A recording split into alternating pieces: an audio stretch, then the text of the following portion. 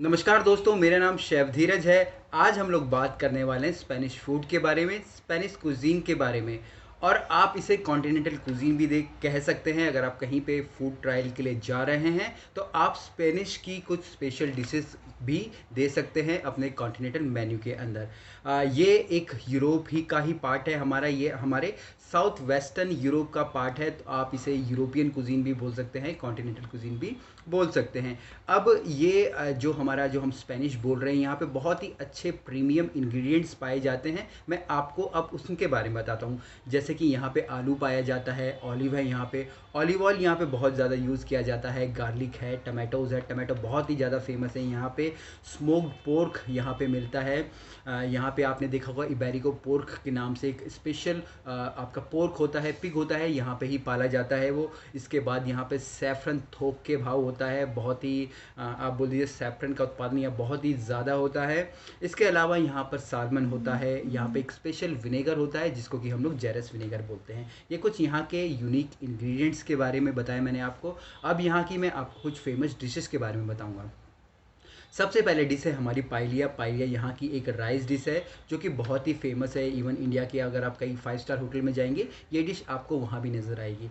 यहाँ पे जो राइस होता है उसको कुक किया जाता है हमारे सी फूड के साथ। एक मिक्सचर बना लिया जाता है जिसको कि हम लोग सॉफरी तो बोलते हैं, जिसके के अंदर आपका पोर्क भी आ सकता है, सॉसेज, फिश, सी फूड, किसी भी प्रकार के मीट आइटम, चिकन, सब कुछ आता है। और सबको एक एक ही पॉट में, एक ही पैन में बनाया जाता है। एक पतली आप बोल दीजिए हमारी कढ़ाई होती है, एकदम समतल जिसका कि तला होता है, उसमें बनाया जाता है। और इसमें ढेर सारा फिश स्टॉक डाला जाता है जो कि बहुत ही स्ट्रांग होता है। और यहाँ पर सैफरन का प्रयोग भी किया जाता है। तो जो चावल होते हैं हल्के हमारे रेडिश हो जाते हैं, पर वो खाने में बहुत ही ज़्यादा टेस्टी होता है। मैं खुद स्पेन में था तो मुझे मालूम है, वहाँ की ये बहुत ही फेमस डिश है।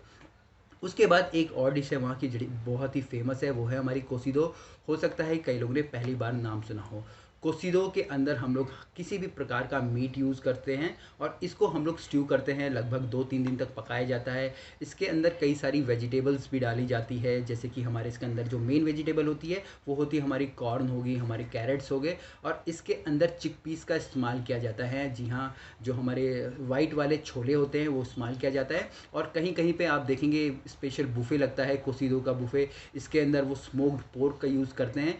और इसके अंदर जो इसका जो पानी होता है, पानी के अंदर जो भी ये सारी चीज़ स्ट्यू होती है वो खाने में बड़ी ही टेस्टी होती है। और यहाँ पे कई अगर आप रेस्टोरेंट्स में जाओगे तो स्पेशल कोसिदो बुफे भी लगाया जाता है। तीसरी यहाँ पे जो बड़ी फेमस डिश है वो है हमारी गैस्पेचो। गैस्पेचो एक इनका इंटरनेशनल सूप भी है, कोल्ड सूप भी है, जो कि टमाटोज़ के साथ बनाया जाता है। टमाटोज़ के अलावा इसमें पेपर्स डाले जाते हैं, ब्रेड डाली जाती है, और जो मैंने स्पेशल जेरस विनेगर पहले बताया वो यहाँ पे इस्तेमाल किया जाता है। इसके बाद एक और डिश है जिसको कि हम लोग तोर्तिया बोलते हैं। तोर्तिया हमारी तोर्तिला नहीं है, ये बिल्कुल ही अलग है। ये एक प्रकार से आपके आलू का ऑमलेट होता है। आलू और अंडे का एक मोटा थिक ऑमलेट बनाया जाता है। इसमें आलू के पीसेस को पतला पतला काट के उन्हें ऑलिव ऑयल में फ्राई किया जाता है। फिर एक इसको एक आमलेट का रूप दिया जाता है। ये बहुत ही फेमस है। इवन अगर आपने ऋतिक रोशन की पिक्चर देखी होंगी काइट्स, तो उसमें ये इस डिश का उन्होंने नाम लिया है। इसके बाद एक और डिश है जिसको कि हम लोग आयोली बोलते हैं। आयोली आप लोगों ने सुना होगा। आप लोग गार्लिक मेयोनीज जिसको कि बोलते हो, उसको आयोली बोलते हैं। एक्चुअली में ये जो आयोली है इसका इजाद स्पेन में ही हुआ था। आयो आयो का मतलब होता है हमारा गार्लिक, और ऑयल का मतलब होता है हमारा ऑलिव। गार्लिक ऑलिव ऑयल, या हम लोग गार्लिक मेयोनीज भी इसको बोलते हैं। साथ में जैसे कि हम लोग अपना नॉर्मल अगर हम रेस्टोरेंट में हैं, यहाँ पे हम लोग फ़िश के साथ देते हैं, और वहाँ पे ये भी कालामारी वगैरह कई सारे ऐसे फ्राइड आइटम्स होते हैं जिसके के साथ इन्हें दिया जाता है। कहीं कहीं पे जहाँ पे मेयोनीज का प्रयोग मेयोनीज की तरह इसका यूज़ नहीं किया जाता, इसको पास्ता के तौर पे भी खाया जाता है। पास्ता के अंदर ये गार्लिक और ऑलिव और चिली फ्लेक्स, जिसको कि हम लोग एक हमारी पास्ता की डिश है अगली ओलियो, वहाँ पे इसका सर्व किया जाता है। तो अलग अलग प्रकार से इस हमारे गार्लिक का और ऑलिव ऑयल का प्रयोग किया जाता है।